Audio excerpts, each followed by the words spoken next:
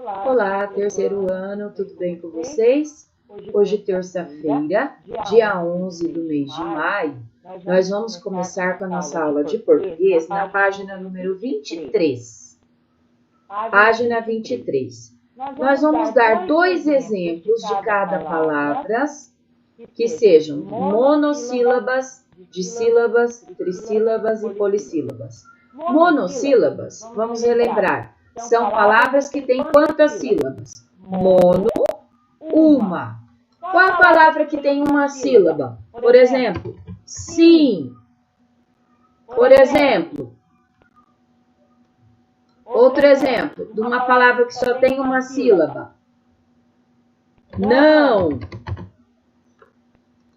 Muito bem. Desse lado aqui, nós vamos separar. Se a palavra sim e se a palavra não só tem uma sílaba, eu tenho como separar elas? Não, não tenho como separar essas palavras. Então, sim vai continuar sendo sim e não vai continuar como não. Porque eu não tenho como separar, porque são palavras compostas de apenas uma sílaba, né? Muito bem.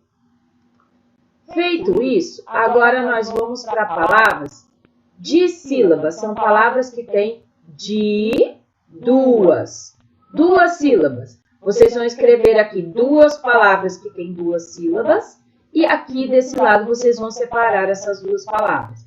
Por exemplo, uma palavra que é dissílaba. Casa, casa. Como que eu separo a palavra casa? Ca, tracinho, za. Casa é dissílaba, tem duas sílabas, tá? Faça isso com mais uma aqui e separem ela desse lado. Trissílaba, uma palavra que tem três sílabas. Por exemplo, caneta. Eu escrevo caneta aqui e aqui desse lado eu vou separar a palavra caneta em sílabas. Caneta.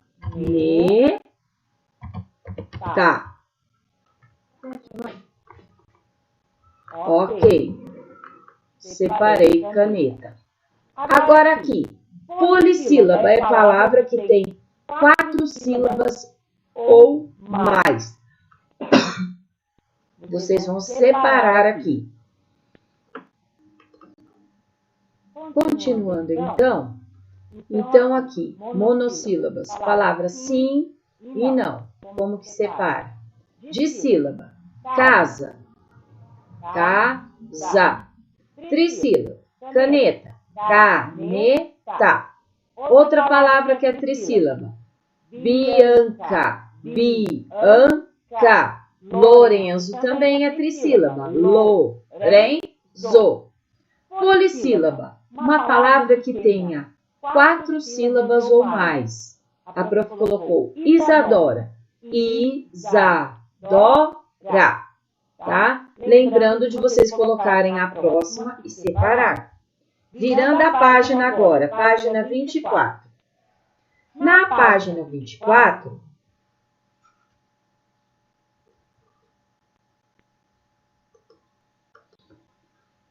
Na página 24, nós vamos observar, né, essas mulheres trabalhando aqui. É uma tela de Diego Velázquez, As Fiandeiras, do ano de 1657. Está no Museu do Prado, na cidade de Madrid, no país Espanha, tá? Nós precisamos criar um diálogo entre essas duas mulheres, a que está segurando a cortina e essa que está com o véu branco, tá? Lembrando de colocar as rubricas, certo? O que são rubricas? São as palavras ou frases que estão escritas entre parênteses, que expressam emoções ou que demonstram atitudes. Por exemplo, aqui, ó, a rubrica de Duda é alegre, a de Duda aqui é com certo medo, temeroso, aqui com medo, certo? Então, nós vamos criar na página 25. nós colocamos aqui o nome para uma delas, Estela, e para outra, Maria. Estela é a que está segurando a cortina. Ela, a rubrica, ela está cansada. Ela diz: Maria, trabalhamos muito hoje. Ainda bem que o dia está terminando. Maria, que é a que está com o véu branco, ela está se sentindo alegre. A rubrica é alegre. Ela diz: sim, ainda bem. Vamos descansar, que amanhã tem mais. Certo? Então, aqui é um diálogo entre as duas mulheres daquela tela e com as rubricas de cada uma. Na número 6, nós vamos pintar com cores claras todos os sinais de pontuação. Então, telim, nós temos aqui o travessão. Então, vocês vão pintar o travessão. Pintem o travessão. Eu vou circular ele aqui. Depois, vírgula, pintem a vírgula. Depois, tem outra vírgula, pintem a vírgula. Depois, de cá estou outra vírgula. Depois, outra vírgula. Depois, ponto de exclamação. Depois, ponto final. Depois, vírgula, ponto de exclamação. Aqui na de baixo, travessão, ponto de exclamação, vírgula, vírgula, ponto de exclamação. Aqui, travessão, vírgula, ponto de interrogação. Aqui, travessão, ponto de exclamação, vírgula, ponto de interrogação. Aqui, travessão, vírgula, vírgula, ponto de exclamação. Feito isso, nós vamos para a página 26, o texto para ser encenado. Você vai descobrir o caminho para a bailarina de cristal seguir para encontrar os caquinhos do coração dela. Aqui está a bailarina, aqui está o coração, em caquinhos. Qual o caminho que leva a bailarina até o coração? Caminho A, B, C, D, E, F ou G? Daí vocês pintem esse caminho. Agora nós vamos fazer a leitura na página 27, 28, 29 e 30, tá? Nós vamos ler a continuação da bailarina de cristal. Nessa parte, nós vamos ver personagens diferentes. Nós vamos ver a Maga Misha, o Mago Telim, mais 4 personagens novos, tá? Andorinha Angelinha, o Espantalho Ramalho Fiel, a Semente Verde e a Minhoca Lina Fina. Acompanhe. Angelinha diz: Anelisa, conseguimos, tenho notícias do Telim. Dizem que ele viajou para se encontrar com uma amiga sua, Mas, esse não é? Anelisa diz: Telim, ele veio, Angelinha, precisamos avisar o Ramalho e a Lina Fina. Telim faz menção de sair. Telim, onde você vai? Ar de mistério e muito arteiro, muito atrevido.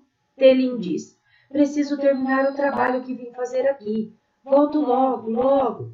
Telim e Angelinha saem, Anelisa permanece só no palco. Anelisa diz: mas essa é demais. Como que eu vou alegrar as crianças pelo mundo afora? Não posso nem dançar mais. Entram Ramalho, Lina Fila e Angelinha, muito alegres, já sabem das novidades. Virando a página, Ramalho abraça Anelisa. Puxa, Anelisa, até que enfim você vai sair dessa encrenca. Anelisa diz: e como? Como é que eu vou catar os caquinhos do meu coração por aí? Todos se dão conta que não é tão fácil reunir os pedacinhos de um coração partido. Entram as sementinhas. Sementes verdes. Anelisa, eu tenho uma ideia. Anelisa, qual sementinha? Bom, quando as nuvens ouviram sua história, morreram de dó, choraram até, não foi? Pois eu acho que você deveria arrumar um jeito de... Ramalho diz, genial, é isto aí, gente. A Anelisa precisa arranjar um jeito de contar uma história que faça rir. Anelisa diz, nuvem rir? Ramalho, não, as crianças, Anelisa, as crianças é que vão rir, entendeu?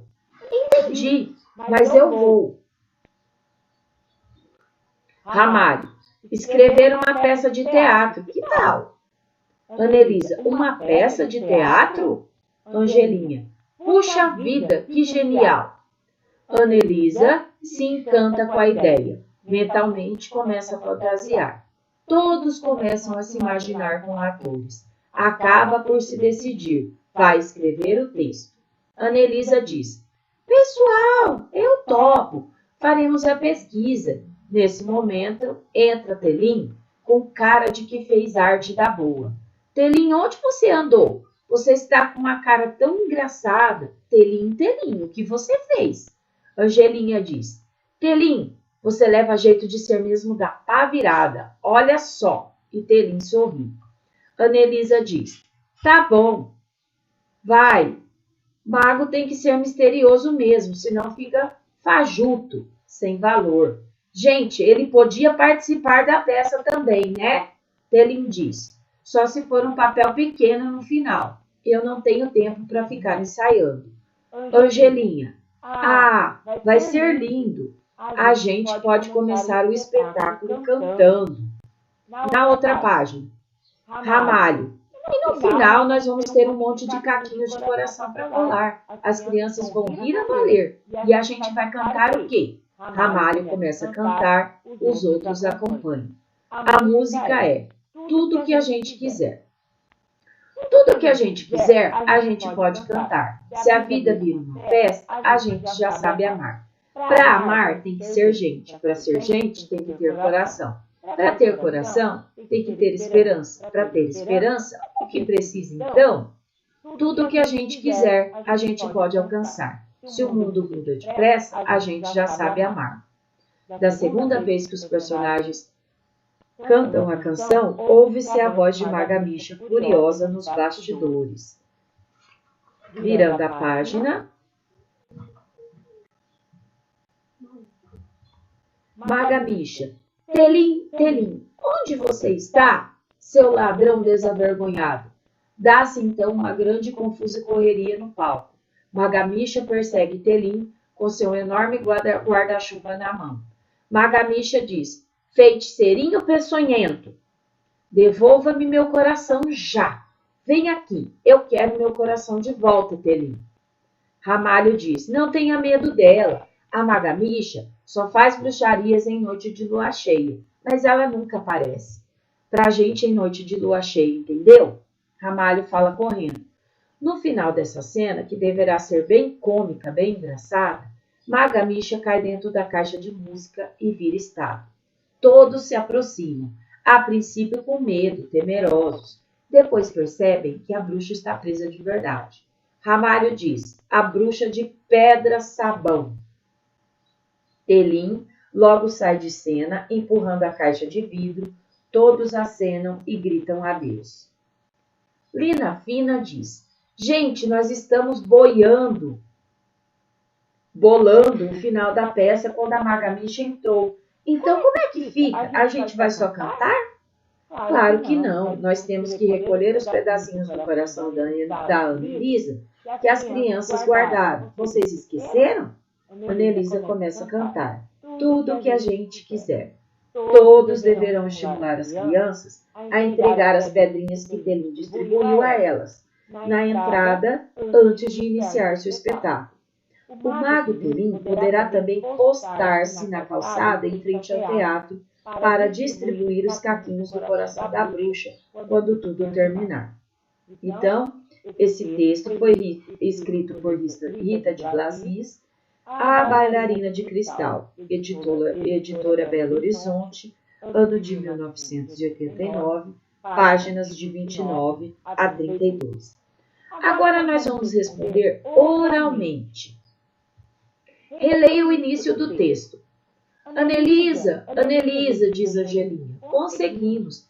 Tenho notícias do Telim. Dizem que ele viajou para se encontrar com uma amiga sua.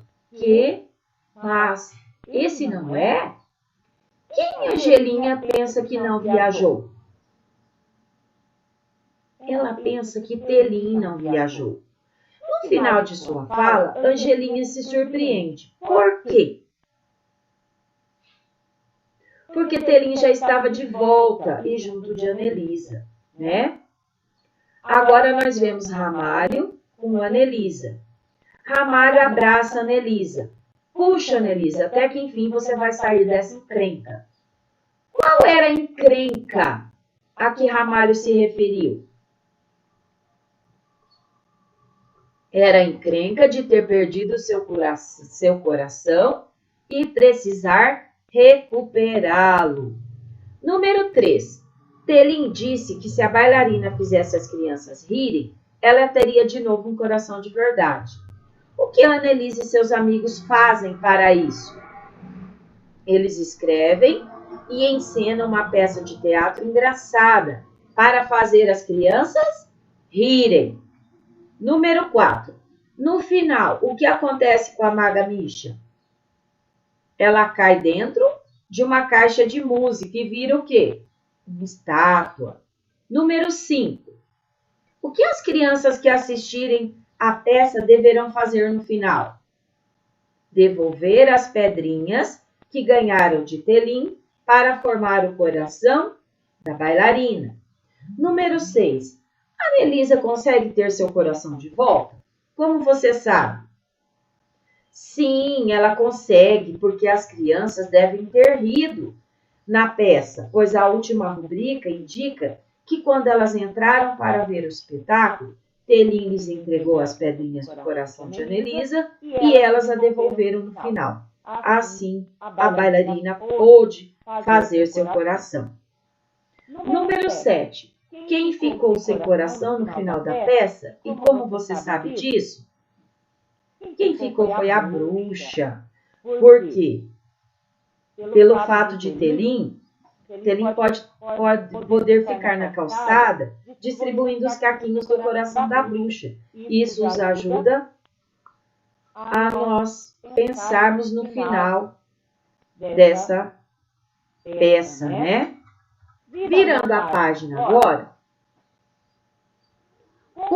vamos responder as questões. No texto A Bailarina de Cristal, há narrador e personagens como em um conto? Ou só tem personagens? Não há narrador, somente personagens. Então, nós vamos escrever isso na número 3. Muito bem. Então, não há narrador, somente personagens. Número 9. Nós conhecemos a história de Anelisa por meio do quê? Por meio da fala de um narrador? Não, não há narrador. Da fala dos personagens, dos movimentos dos personagens ou do local onde os fatos acontecem? Da fala dos personagens. Agora, releia este trecho aqui. Angelinha. Anelisa, Anelisa, conseguimos, tenho notícias do Telim. Dizem que ele viajou para se encontrar com uma amiga sua. Mas esse não é? Anelisa diz. Telim, ele veio. Ele veio, Angelinha. Precisamos avisar o Ramalho e ali na fina. Telim faz menção de sair. Telim, onde você vai? Letra A. De quem é a primeira fala nesse trecho? E a quem a personagem se dirige? De quem que é a primeira fala? De Angelinha. E ela está falando com quem? Com Anelisa. Então, vamos escrever. Então, é de Angelinha, ela se dirige a Anelisa. Letra B. De quem é a segunda fala? Ana e Ana Elisa. E ela se refere a quem? ela se dirige a Angelinha e depois a Telim. Ela se dirige a Angelinha e depois a Telim. Lembrando que nomes de personagens sempre com letra maiúscula, né? Todos os nomes, né? Vamos lá. Agora na letra C. Como sabemos quem está falando no texto dramático? Vocês perceberam que antes da fala tem o nome dos personagens? Então, nós ficamos sabendo por quê? Porque o nome do personagem vem antes da fala. O nome do personagem vem escrito antes da sua fala. Ponto final. Agora, na número 11. Compare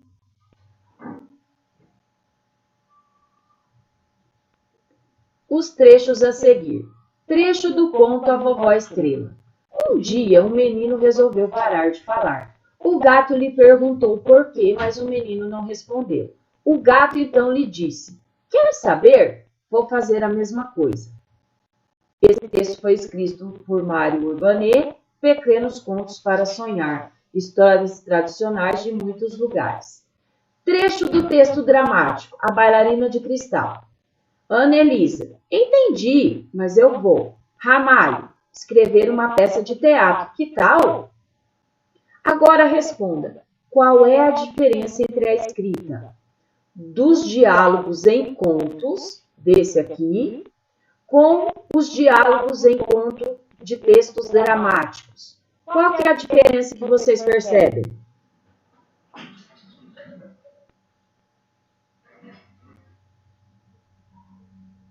Vocês percebem que nos contos, como esse aqui, o diálogo é marcado com um verbo, né? Com o verbo de dizer. Ele disse, ele retrucou, seguido de 2 pontos. Ó, disse, 2 pontos. Depois vem o travessão, certo? Mas no texto dramático, nós vemos que o personagem que fala tem seu nome escrito antes da sua fala. Perceberam? Então, nos contos, o diálogo é marcado com o verbo dizer e seguido de 2 pontos e de travessão. Aqui, ó.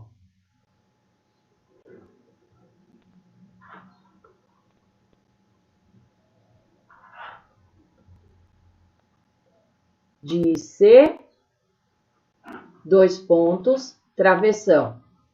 Agora, já no caso do texto dramático, o personagem que fala tem seu nome escrito antes da sua fala. Olhem aqui, ó. Ana Elisa Ramalho, né? Essa é a diferença do conto para um texto dramático. Número 12. No texto dramático, como se chamam as indicações entre parênteses? Vocês se lembram?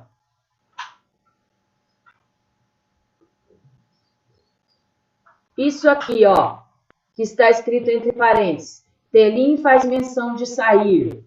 Ou, como nos outros, está se sentindo amedrontado, com medo, né? São chamados de rubricas. Muito bem. Essas indicações se chamam rubricas. Para que elas servem?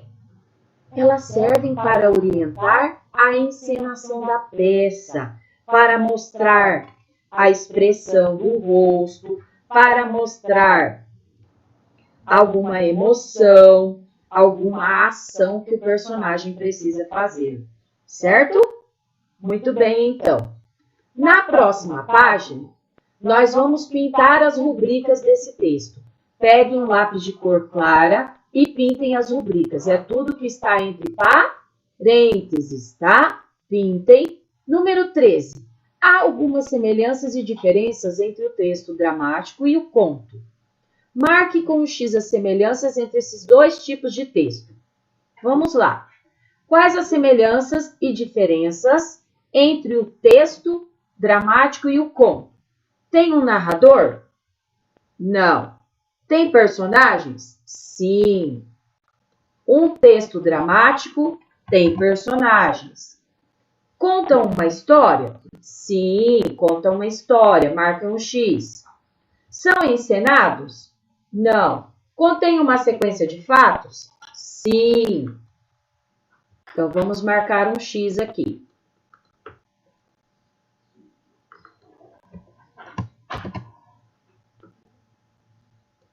Então, a diferença entre um texto dramático e o conto é que o texto dramático tem personagens, conta uma história e contém uma sequência de fatos, certo? Agora, a letra B, marquem o X. Esse aqui é do conto, tá? Desculpe. Esse aqui é o conto. O conto tem personagens, conta uma história e tem uma sequência de fatos. Agora, o texto dramático. Como que é o texto dramático? Ele é escrito para ser representado por atores? Sim. Vamos marcar um X. O narrador interrompe a ação dos personagens? Não, porque não tem narrador no texto dramático, né?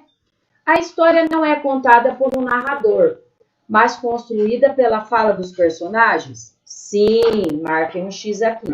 As rubricas indicam as ações e como os atores deverão interpretar os personagens? Sim. E por último, o nome do personagem está escrito antes da sua fala? Sim. Muito bem. Muito bem, então.